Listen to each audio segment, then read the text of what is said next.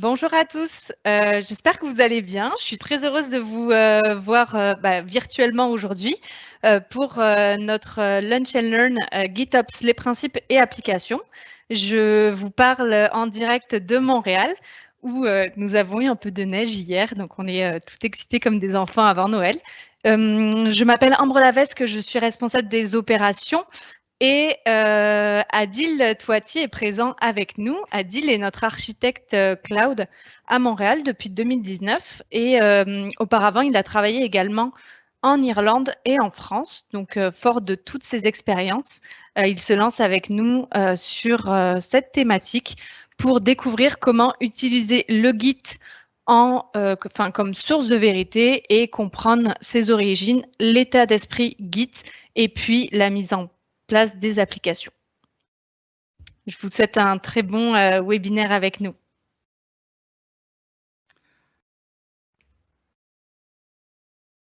Merci Ambre. Bonjour tout le monde et merci d'être parmi nous pour cette rencontre virtuelle. On va discuter d'un principe fondamental pour la gestion opérationnelle des infrastructures modernes.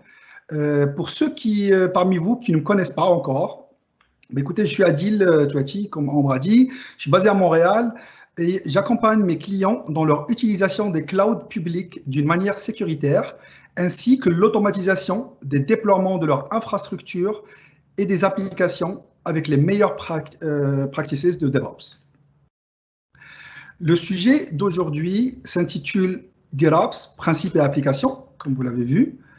Je vais vous parler de ce que c'est GitOps, pourquoi c'est important et pourquoi c'est important d'adopter ce principe et de l'utiliser et comment vous pouvez faire pour l'intégrer dans vos organisations. Avant d'aller en profondeur sur ce sujet, regardons ce qui a pavé le chemin à GitOps. Le paysage de développement logiciel, comme vous savez, change rapidement et nous devons nous adapter à ce changement.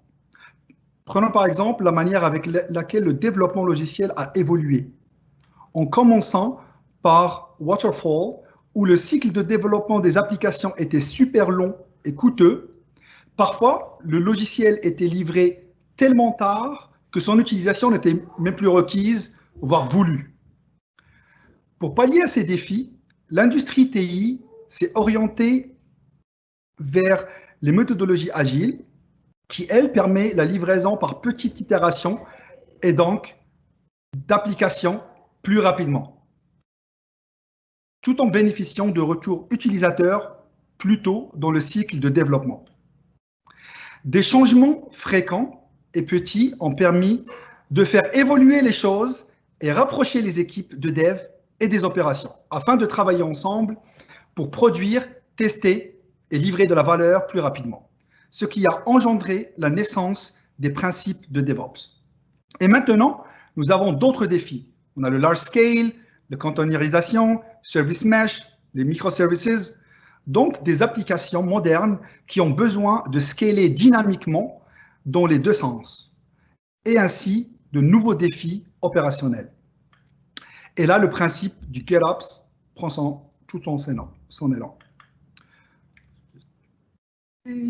Qu'est-ce que donc GitOps? C'est un framework opérationnel qui prend les meilleures pratiques DevOps utilisées dans le développement d'applications comme le version control, la collaboration, la conformité et l'utilisation des pipelines CI/CD et les applique à l'infrastructure.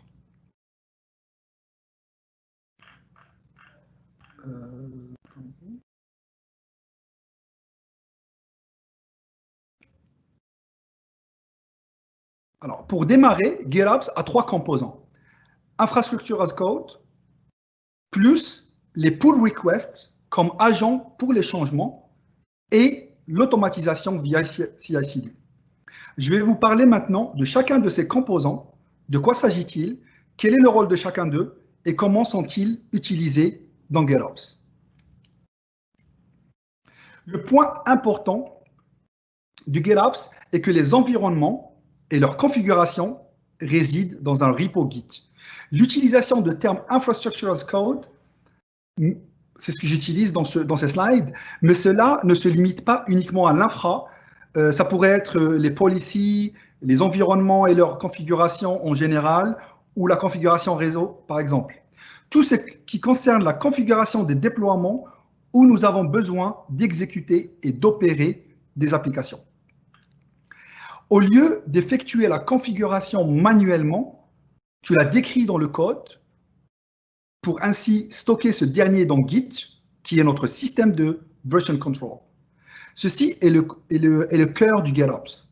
La plupart du temps, ce code est déclaratif, ce qui signifie que tu vas décrire l'éventuel état dans lequel tu veux que ton infrastructure soit. Ainsi, l'automatisation va réconcilier l'état de ton infrastructure ou dans le cas où ton infrastructure serait pour le modifier en fonction de la source de vérité qui se trouve dans Git. Cependant, et dépendamment de la phase de maturité GitOps des équipes, il y en a qui pourraient encore utiliser du code impératif, des commandes, en fait, pour exécuter, faire des choses, installer des composants. Et au fur et à mesure que nous avançons, les plus matures de ces équipes vont utiliser une sorte de code déclaratif pour illustrer l'état de leur infrastructure. Et bien sûr, ce code est stocké dans Git. On l'a bien compris. Bien entendu, tu pourrais utiliser n'importe quelle solution de version control, comme du SVN, si tu veux, si tu préfères. Mais quand tu veux faire du GitOps, il est crucial d'utiliser Git spécifiquement et plus précisément un outil de gestion Git qui va avoir un bénéfice d'utilisation des outils Git pour l'interface utilisateur, donc une interface unifiée pour gérer ton infrastructure. L'autre composant du GitOps, comme mentionné tantôt, et pourquoi il est important d'utiliser Git, ce sont les pull requests qui deviennent les agents du changement.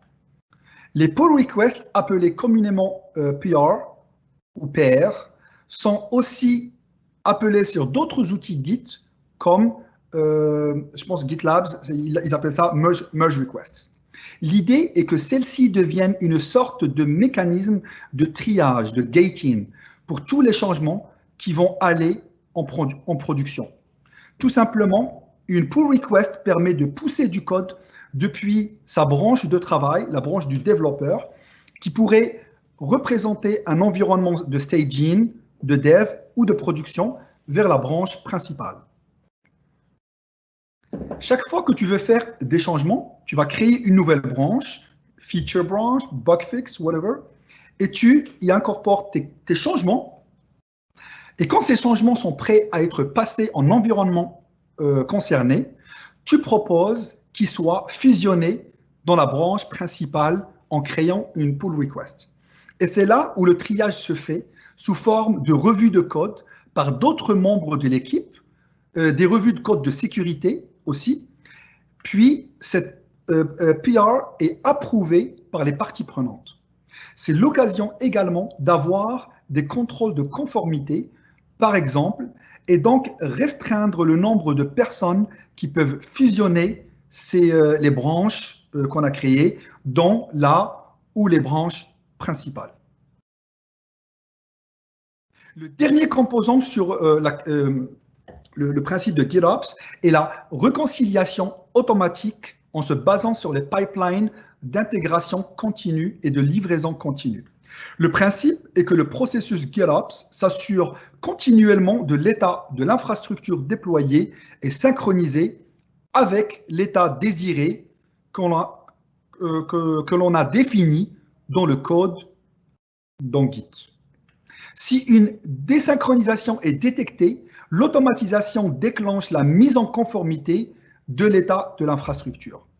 Dans le cas où une équipe commence à utiliser et se familiariser un peu avec GitOps, potentiellement, elle va exécuter les pipelines uniquement quand une PR est lancée dans Git. Ainsi, plus l'équipe gagne en maturité, elle va commencer à utiliser un mode plus sophistiqué où ces pipelines vont s'exécuter par intervalles définis, même quand le code n'a pas changé, afin de s'assurer que des changements ou des divergences de l'état de l'infrastructure ne sont pas présents ou, bien entendu, les remettre à l'état désiré dans le code si besoin. Une sorte de surveillance de l'infra pour qu'elle soit toujours à jour avec les dernières modifications dans le code. Cette réconciliation peut prendre la forme de push, agentless, comme on appelle, déclenché par le Git. Quand je commit sur la branche master, automatiquement, j'ai un webhook qui va communiquer avec ma pipeline et qui va détecter ce commit et qui va exécuter la pipeline pour changer la configuration s'il y a besoin, ou bien en utilisant un agent qui va rouler au sein de l'environnement et s'occupe de cette synchronisation de l'état désiré et constaté. Bien sûr, tous ces changements sont effectués d'une manière automatique. Dans GitOps, nous ne faisons aucun changement en prod à bras, comme on dit au Québec, et manuellement pour les autres versions du français. Je vais passer. Alors, le GitOps, en fait, si on veut le comparer à l'infrastructure as code, tous les deux sont des termes qui sont liés à GitOps et contiennent plusieurs éléments dans l'infrastructure as code, comme nous avons vu précédemment. Avec GitOps, le code est obligatoirement stocké dans Git. Quand tu utilises infrastructure as code, le code peut comme il peut ne pas être dans un version control, dans un système version control. Il pourrait être sous forme de fichier dans un partage réseau, par exemple. Le code dans Git ne pourrait pas être versionné. Attendez, OK. Ce qui se passe, c'est que le changement actionné par une PR, dans le cas qu'on utilise du GitOps, quand on utilise l'infrastructure as code, le changement au code peuvent ou ne pas être revus ou approuvés. Je peux aller me connecter sur mon share, récupérer mon fichier et l'exécuter.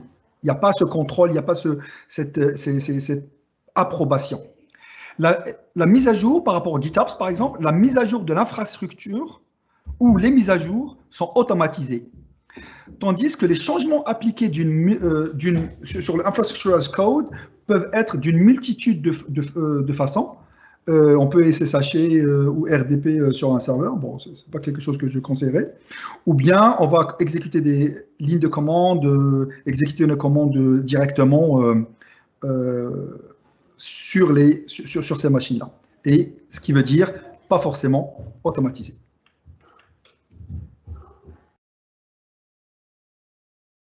Pour résumer, le GitOps est l'infrastructure as code utilisée correctement.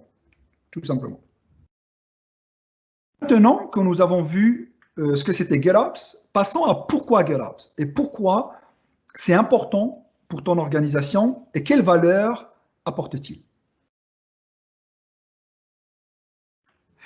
Les premiers bénéfices sont par exemple quand tu utilises l'infrastructure as code, ton environnement est déjà auto-documenté.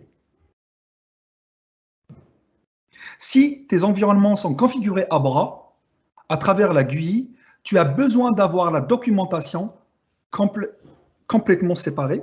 Si une nouvelle personne arrive dans l'équipe et veuille comprendre l'existant, j'espère que la documentation est à jour. C'est tout. Et même pour collaborer avec d'autres équipes ou te rappeler ce que tu as modifié il y a quelques semaines, c'est super intéressant de voir le code et de comprendre ce qu'il y a. Et bien sûr, même avec l'infrastructure as code, il faut avoir un minimum de documentation dans le repo Git, normalement sous forme de README.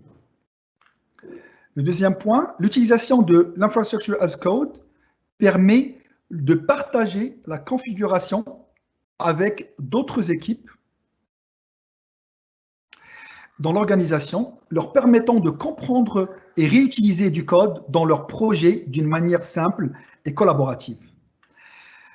Enfin, cela permet de rendre facile la duplication et le provisionnement d'environnements similaires. Peut-être dans d'autres régions ou environnements, que ce soit UAT, Dev, Staging, et c'est aussi utile dans le cas où il faut tout recréer suite à un désastre ou une panne majeure.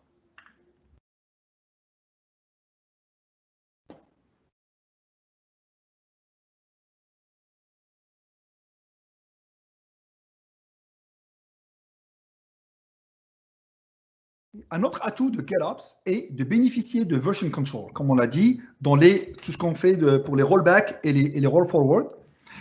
Également, dans le cas où la version de l'application dépend de la configuration de l'infrastructure. Par exemple, quand une version de cette app a besoin d'une configuration spécifique, ça pourrait être du sizing, ça pourrait être des ressources spécifiques, ça pourrait être des versions d'OS, des choses comme ça, il est plus simple de les coupler et garantir que si un rollback est effectué, l'application continue de fonctionner. Je vous donne un exemple. Une application Java qui consomme beaucoup de mémoire et là on constate une memory leak. Bon, j'ai rien contre Java, mais juste pour une nouvelle version de l'application est déployée, par exemple, qui va corriger ce problème de memory leak. Et la configuration ainsi est adaptée pour utiliser moins de ressources système. On est dans le cloud, on ne va pas utiliser des serveurs ou des ressources dont on n'a pas besoin. Du coup, on va diminuer le sizing, on va reconfigurer notre plateforme. Et par exemple, imaginons, après ce déploiement, on a un bug bloquant qui est détecté avec cette nouvelle version. Et là, il faut faire un retour arrière vers la version précédente qui fonctionnait, même avec les memory leaks, mais ça fonctionnait quand même. Les utilisateurs pouvaient l'utiliser. Si tu ne changes pas les spécifications de l'infrastructure qui sont optimisées pour une application moins gourmande en ressources, ton système va s'écrouler directement. Donc, il va falloir utiliser la version de l'infrastructure avec beaucoup de ressources pour pouvoir répondre aux besoins de la version avec le memory leak identifié. Tout ça est rendu plus facile avec ce couplage-là des versions des applicatives avec les versions de l'infrastructure. D'autre part, si tu rencontres un problème d'infrastructure, tu peux faire un retour arrière rapide à la dernière version d'infra fonctionnelle. Et après, tu peux faire ton investigation du problème dans un environnement isolé que tu vas pouvoir provisionner rapidement parce que tu as le code pour le faire qui est similaire, tu changes tes paramètres. Ceci a un avantage puissant pour garder la continuité de service. L'automatisation. L'automatisation apporte énormément de bénéfices, notamment pouvoir déployer des infrastructures rapidement et y apporter des améliorations assez fréquemment, parce qu'il faut suivre aussi le développement rapide des applications qui roulent sur ces infrastructures. De plus, l'automatisation va permettre de corriger rapidement et sans intervention manuelle tout glissement de la configuration qui peut être apporté à cette configuration par inadvertance.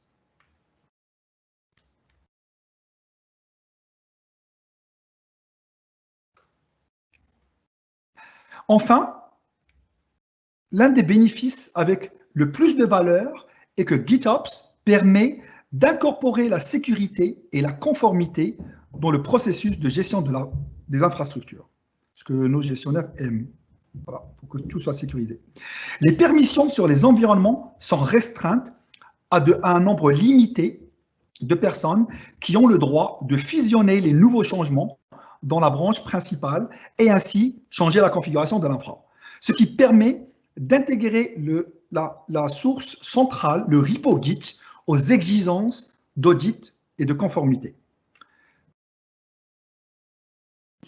De plus, la gestion est ultra simplifiée car tout passe par les pull requests, donc plus la peine de participer à des réunions pénibles de comité d'approbation de changement. Par exemple, moi j'aime ça. Ce que nous venons de voir sont des exemples, en fait, de bénéfices du GitOps. Il y en a encore, mais je pense que j'ai couvert les plus pertinents.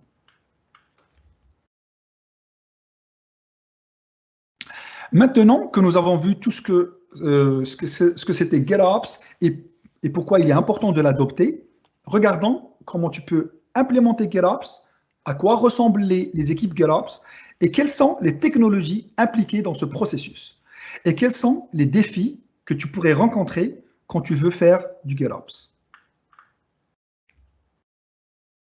Concernant la structure de l'équipe, il y a beaucoup de configurations et de possibilités, mais je vais vous présenter la structure qui, à mon sens, apporte le plus de réussite. On a des équipes de développement de microservices et d'applications qui sont représentées par ces silos. Celles-ci les déploient sur une plateforme qui est elle-même gérée par une autre équipe, qui est l'équipe Platform Ops. Cette dernière est responsable des clusters. Par exemple, dans cette illustration, ce sont des clusters Kubernetes. Par contre, tu peux tout à fait faire du GitOps sans utiliser Kubernetes du moment que tu utilises du Infrastructure as Code, de l'automatisation et que tu utilises un Git repo pour stocker ton code. C'est juste que GitOps est super adapté, ultra adapté beaucoup au sein de la communauté Cloud Native. Dans notre cas, l'équipe Platform Ops met à disposition ces clusters pour l'utilisation des équipes Dev et SRE. Et enfin, nous avons une composante optionnelle qui est l'équipe infrastructure. On est bien d'accord, il faut avoir des serveurs quelque part pour faire tout ça. Cette équipe pourrait être interne dans le cas où l'organisation gère elle-même une partie de son cloud privé ou gère ses clusters elle-même dans un cloud public, ou cette gestion est déléguée au cloud provider dans le cas d'utilisation des services gérés. Ce que je veux noter aussi, c'est que les équipes qui développent les applications, ce sont des équipes multidisciplinaires. On va trouver des personnes, des développeurs, on va trouver des ops, on va trouver des SRE, des gens qui vont faire des tests, la partie qualité et tout. Ce qu'il faut retenir, c'est que tout le monde est impliqué. Et si je prends les deux, les développeurs et les SRE ou bien les ops, ils vont travailler conjointement. Ils font partie de la même équipe. Une fois, en fait, les développeurs ont une vision sur l'infrastructure, c'est-à-dire 80% de leur knowledge, de leur travail est sur du développement, mais ils ont une visu sur l'infra, comment faire de l'infra as code, les composantes dont ils ont besoin. Et les SRE ou les Ops, ça dépend des contextes, mais je ne vais pas rentrer dans le détail parce qu'on va vous en parler l'année prochaine. Ils ont une vision sur l'application parce qu'il faut qu'ils comprennent comment l'application fonctionne pour pouvoir choisir les meilleures configurations et aussi pouvoir faire de l'observabilité d'une manière optimale et répondre aux besoins opérationnels de ces applications-là.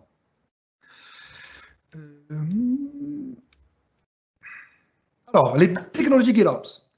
Bien sûr, on a le Git, c'est la base dont on a parlé. Après, il y a d'autres outils. On a les outils de gestion de Git. Vous connaissez GitHub, il y a du GitLab, il y a Bitbucket, Azure Repos. On a pas mal d'outils qu'on peut utiliser et intégrer. Après, on a tous les outils d'intégration continue. Par exemple, on a du Jenkins, on a du CircleCI. Personnellement, moi, j'utilise Concourse, j'utilise Azure DevOps. Après, on a d'autres outils comme Spinnaker pour la partie continuous delivery, la livraison continue ou deployment. On a Flux, qui est un super outil qu'on utilise dans Kubernetes pour cela. Après, les container registry. On est dans un monde de conteneurs, on utilise des images containerisées, on va les déployer sur du Kubernetes, des choses comme ça, bah, bien sûr, on a besoin de ces container registry. Et aussi, on a ce qu'on appelle la gestion de configuration. Par exemple, une infrastructure, quand on la déploie, si on déploie des serveurs ou des VM, il va falloir les configurer. Une manière de le faire d'une manière automatique et ne pas aller se connecter directement et lancer des commandes et oublier une semaine après ce qu'on a fait, ou quand le serveur est redéployé, ben, il n'a pas la dernière modification ou le tweak qu'on a fait pour faire fonctionner la chose. Ben, il y a ces outils-là, Ansible par exemple, Chef, Puppet, qui permettent de faire la configuration de nos applications et nos serveurs. Il y a aussi le provisionnement de l'infra, notamment avec des outils comme Terraform, qui sont super puissants pour avoir une infrastructure versionnée, stockée d'une manière sécuritaire, pour pouvoir la redéployer s'il y a besoin ou faire des changements et avoir une vue sur l'état de notre infrastructure. Cet outil-là, c'est un outil déclaratif que j'utilise tous les jours. Il est super puissant. Et il y a d'autres besoins pour d'autres personnes, notamment les développeurs, notamment des personnes qui sont à l'aise avec du code, on va dire plus C#, plus autre. Du coup, ils peuvent utiliser Pulumi, qui lui, c'est un service, c'est un comme Terraform, mais ce qu'on appelle infrastructure, en fait, infrastructure as code, mais as service, parce qu'on va utiliser des applications, en fait, on va coder comment notre infrastructure, on souhaite qu'elle soit à la fin. Et après, il y a les providers qui utilisent des outils comme par exemple AWS, ils ont le CloudFormation, il y a Cloud Build avec GCP, on a les templates ARM avec Azure, des choses comme ça. Et si on utilise des conteneurs, bah, il va falloir les orchestrer et gérer cette abstraction. Par exemple, Kubernetes est l'outil aujourd'hui qui est utilisé mondialement pour cet effet.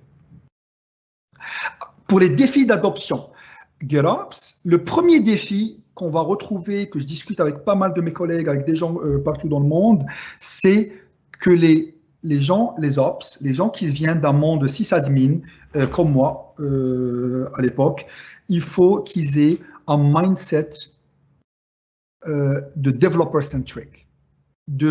Il faut quand je veux faire mon infrastructure, je vais faire ce bout de code ou cette infrastructure as code, ben je vais le tester. Je vais faire du test-driven development. Je vais mettre en place ces tests avant que je commence à développer mon code. Ce sont des réflexes qu'on va apprendre ou qu'on va aller chercher chez les développeurs, ce que j'ai fait il y a 4 ans, et je pense que c'est une superbe, c'est la meilleure chose que j'ai faite dans mon domaine ou dans ma carrière, c'est de devenir un développeur d'infrastructure. Et c'est ça le défi. Il faut que les gens qui travaillent, qui ont un background infrastructure, investissent du temps à devenir au moins, à réfléchir comme des développeurs et utiliser les outils des développeurs pour pouvoir continuer à travailler dans ce mode-là d'automatisation et de provisionnement rapide des ressources quand il y a besoin. Et bien sûr, on a besoin d'un niveau sophistiqué d'automatisation pour pouvoir s'assurer que tout ce qu'on fait est automatisé.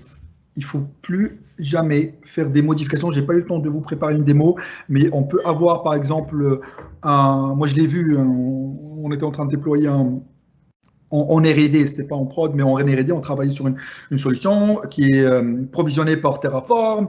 À un moment donné, j'étais dans un workshop avec un partenaire qui nous faisait une proof of concept, et on avait besoin d'activer une API sur Google. Bah, du coup, pour faire rapidement, bah, je l'ai activé à la main.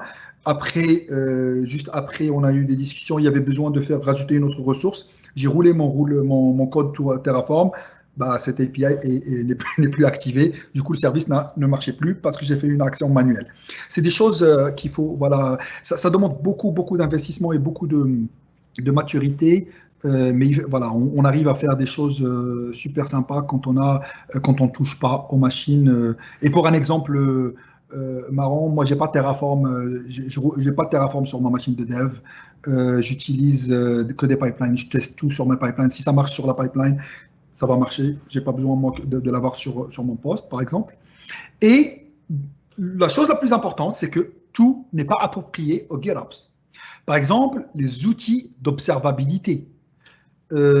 Si c'est ingérable, on ne peut pas les gérer de cette manière-là. Il va falloir configurer les alertes. Il y a des alertes qu'on peut configurer, des choses comme ça. Mais la gestion de ces outils-là se fait d'une manière, on va dire, plus ou moins traditionnelle. Après, on a les feature flags aussi, on ne peut pas les gérer de cette manière-là. Quand on a les toggles pour dire sur quelque chose qui roule, j'active, comme le dark mode par exemple, je l'active, je le désactive, des choses comme ça. Après, il y a la gestion des incidents qui aussi, malheureusement, on ne peut pas appliquer le principe de GitOps dessus. Parce que c'est pas approprié, on a un incident, il faut le gérer, il faut regarder ce que ça se passe, comment ça se passe, et comme on a dit, on a des manières de faire, des rollbacks, des choses comme ça, mais bon, on peut pas gérer d'une manière automatisée avec les pipelines, les incidents. Voilà. Je pense qu'on a fait le tour. J'espère que j'ai respecté les temps.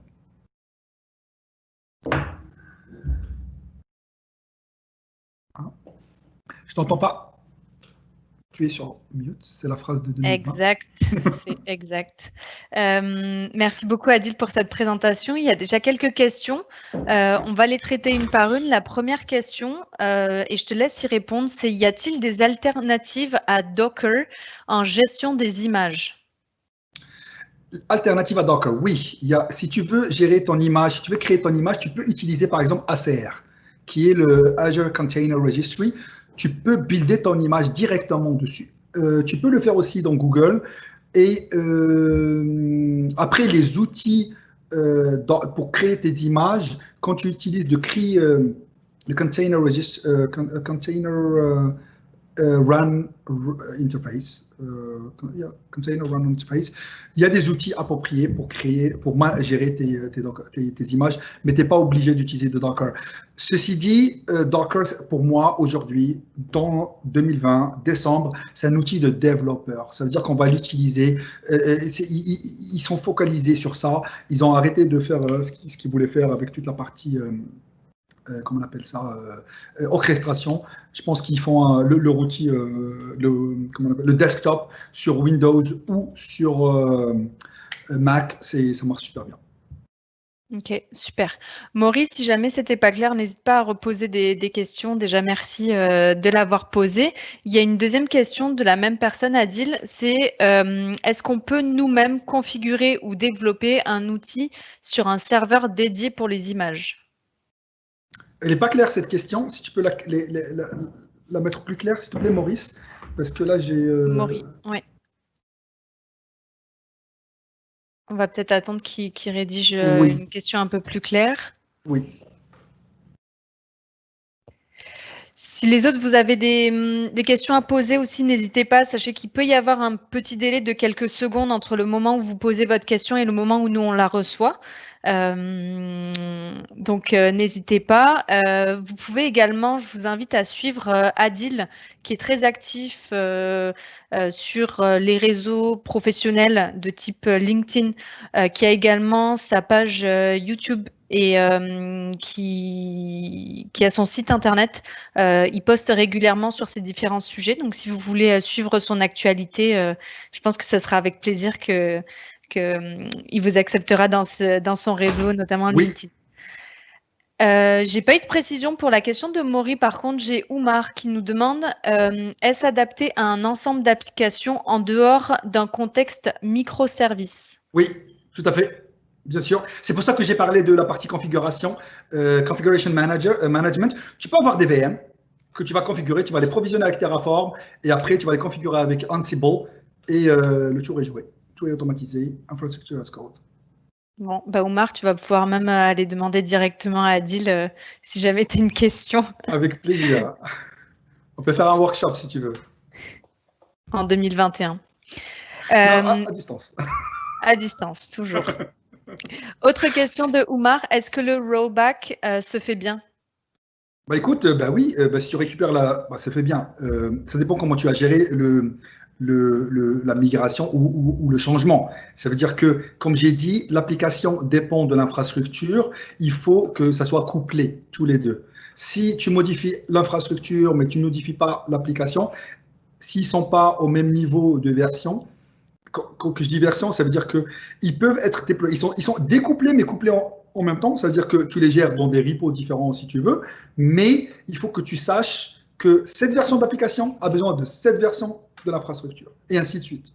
Comme ça, tu ne fais pas de modifications qui peuvent impacter le rollback, par exemple. Quand tu reviens, il faut que tu t'assures que tu es au même niveau des deux côtés. Ok, super. Je regarde. Alors, Maury a précisé sa question. Super. En gros, est-ce qu'on peut développer notre propre Docker, donc gestionnaire d'images, et le déployer sur notre propre serveur? Je demande ça pour réduire au maximum les coûts. Ok, je vais essayer de répondre, mais j'ai pas tout compris, je suis désolé. En fait, personnellement, je ne vais pas chercher à réinventer la roue. Si on a des outils, on va les utiliser. Il y a beaucoup d'outils open source qu'on utilise, comme j'ai dit, Terraform, Docker, d'autres outils. Il faut aller les utiliser soi-même. Si tu veux faire rouler, par exemple, des images Docker au Containerd, parce que là, on est en train de migrer vers Containerd, sur Kubernetes, par exemple, bah, tu peux le faire sur ton serveur à toi. Tu peux créer ton serveur, tu fais le runtime et tu gères tes Docker, tes containers. Bon, quand on a 2, 3, que ça va, mais quand on a 100, voilà, tu vas perdre des cheveux. C'est ce qui t'est arrivé? Exact. Donc, à ne pas faire. C'est ça. Merci pour ta réponse. On a une autre question de Zouer qui visiblement est très intéressé et a trouvé la présentation très intéressante. Donc, merci Zouer pour ce feedback-là. Il demande, est-ce qu'on peut avoir un atelier pour mettre en œuvre ce que tu as expliqué? Parce que en fait, il souhaiterait faire un workshop directement avec toi, Adil. Donc, super. Voilà, je pense que c'est une bonne idée. Ouais, c'est une bonne idée. On est en train de regarder justement comment est-ce qu'on va pouvoir mettre en place des synergies entre les différents professionnels qui sont chez Coptalis et notamment entre différents pays. Je pense que c'est intéressant. On en parlait lors du dernier Lunch and Learn. L'intelligence collective nous tient à cœur, donc ça peut être très, très intéressant de mettre ça en place. Zouer, rapproche-toi peut-être des équipes Coptalis en France ou n'hésite pas à m'envoyer un courriel. Donc, mon adresse courriel, c'est ambre.lavesque, Lavesque, à commercial.coptalis.com. Et on pourra organiser un workshop justement courant d'année prochaine si jamais il y a besoin. Merci beaucoup Anissa, elle a mis mon adresse courriel. Et n'hésite pas à aussi rentrer en contact avec Adil directement. Je sais qu'Adil est aussi très actif dans la communauté directement en ligne. Si vous allez le suivre sur LinkedIn, vous verrez qu'il poste régulièrement sur ces sujets-là. Donc, n'hésitez pas à faire ça aussi directement avec Adil. Super. Merci beaucoup, Zoé. Ça me fait plaisir. Pour l'instant, je n'ai pas d'autres questions. Moi, je voulais vous mentionner le prochain rendez-vous qui sera le 28 janvier sur une autre thématique qui seront les pratiques SRE, directement organisées par Adil aussi et un autre de ses collègues. Donc, n'hésitez pas à vous inscrire. On fera parvenir l'invitation rapidement aussi. Donc, c'est le 28 janvier et on essaye de faire ces... pour nous, c'est du lunch and learn parce qu'il est midi chez nous. Chez vous, il est un peu plus tard. Mais on essaye de garder à peu près les mêmes horaires. Adil, j'ai une dernière question de Angoua. Sauf erreur de ma part, cette approche est à utiliser avec Git, mais avons-nous des alternatives pour les environnements de dev Microsoft? Oui, quand je dis oui, bah, si tu utilises environnement de dev Microsoft, tu utilises du TFS anciennement, c'est du version control, c'est la même chose. C'est la même chose. DevOps, Azure DevOps, voilà. Aujourd'hui, il s'appelle Azure DevOps Server, mais c'est bien sûr. Ah oui.